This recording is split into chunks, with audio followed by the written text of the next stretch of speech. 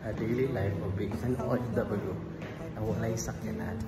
Karon kay tag-init naman, padaog ko sa among outing na raffle draw ani ang sunglass. Susuoton ako kung mag-init na. Pero karon kay murag dulom-dulom pa man ang dalan, so mao lang. So karon makisakay ko sa akong office mate. Ano yung service? Ano yung service na akong nasakyan? Ano akong office mate? Sakay ko sa iyang sakyanan.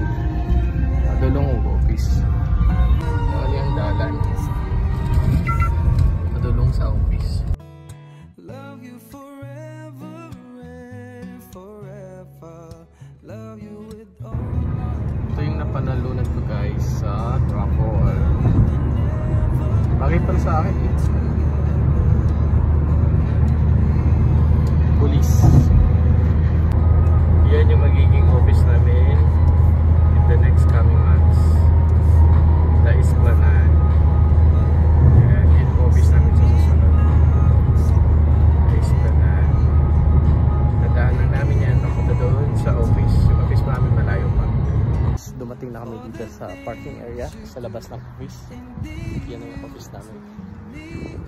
So ito yung life ng being an OFW without a car.